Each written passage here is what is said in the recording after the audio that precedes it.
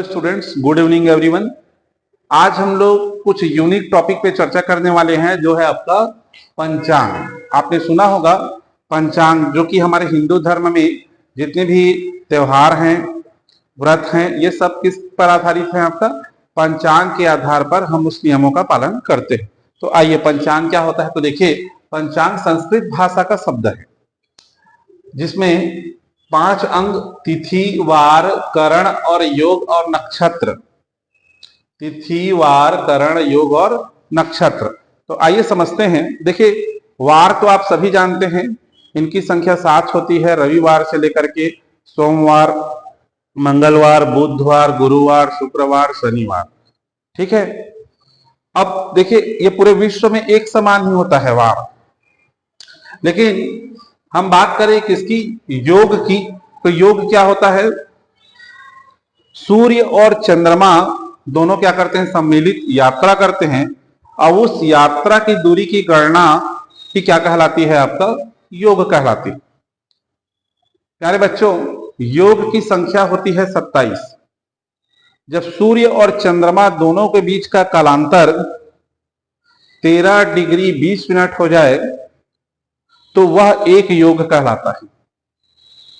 और योग की अवधि लगभग आपका 24 घंटे होती है। ठीक है। योगों की संख्या कितनी है? 27। दूसरा आते हैं आपका तिथि में।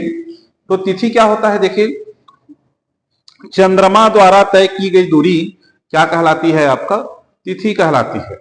जब सूर्य और चंद्रमा के बीच का कालांतर 12 डिग्री हो तो वह क्या कहलाता है? आपका तिथि कहलाता है। और तिथि का जस्ट आधा क्या कहलाता है? 6 डिग्री करण कहलाता है। क्या कहलाता है? करण कहलाता है। फिर से एक बार सुनिएगा।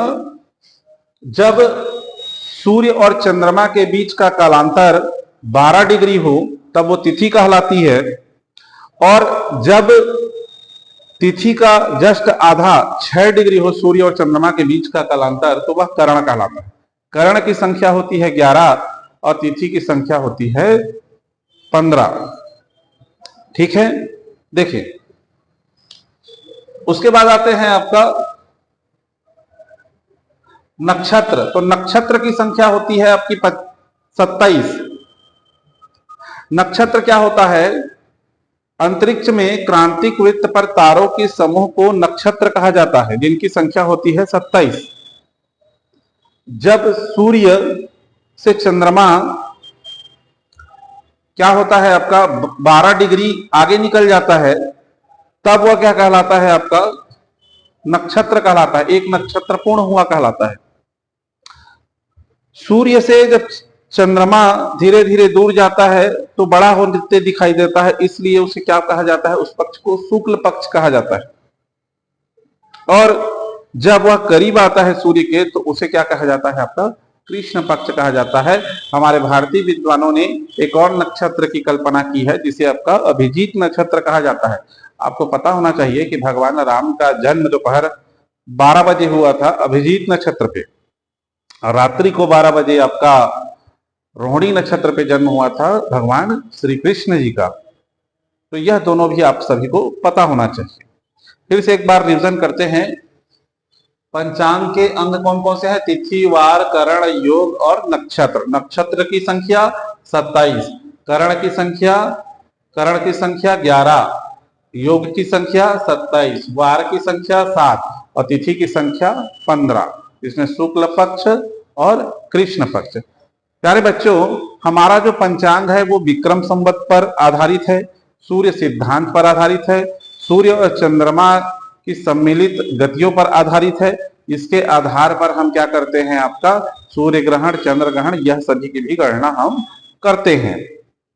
क्लियर है? देखिए, सबसे पहले जब जानिए, कुछ क्रम को समझिए। जैसे ये 0 डिग्री है, ये क्या हुआ? आपका ईसा मसीह का जन्म हुआ। ईसा मसीह का क्या हुआ? जन्म हुआ। अब देखो, इससे पहले आपका 45 ईसा पूर्व कहा, दूसरा है आपका 57 ईसा पूर्व,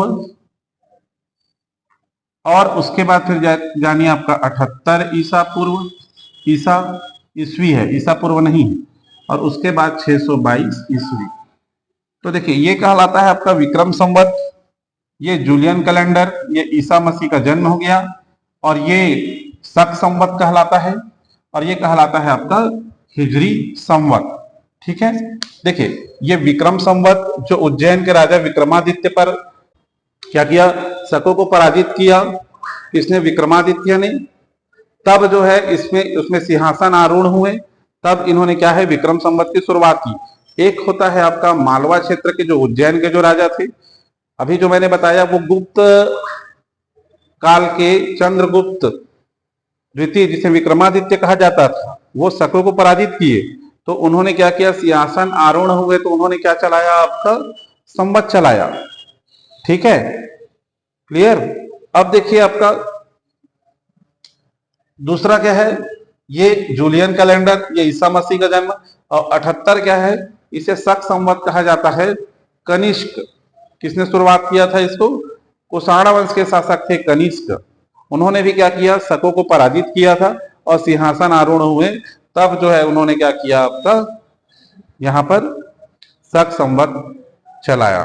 ठीक है, और 622 ईस्वी मतलब हिजरी संवत कहा जाता है, जब पैगंबर मोहम्मद साहब जो है क्या किए, मक्का से मदीना उन्होंने जब यात्रा की तो उसे हिजरी संवत कहा जाता है।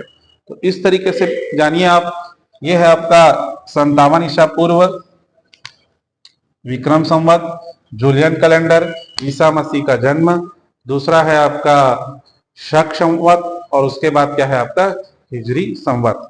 इससे पहले ईसा पूर्व कहलाएगा अर्थात बीसी, और 78 और 622 क्या कहलाएगा आपका 80। ठीक है, मतलब ईस्वी। तो प्यारे बच्चों, ये क्लासेस बहुत इंपॉर्टेंट थी और ये सभी को बारीकी से जानना बहुत महत्वपूर्ण है, क्योंकि यहाँ से बिल्कुल आपका कोई भी एग्जाम हो, यहाँ से प्रश्न बिल्कुल आता है, और मेरे को लगता है कि आप बिल्कुल सहजता से ऐसे प्रश्नों को हल कर सकते हैं। क्लियर? ठीक, ओके, थैंक यू।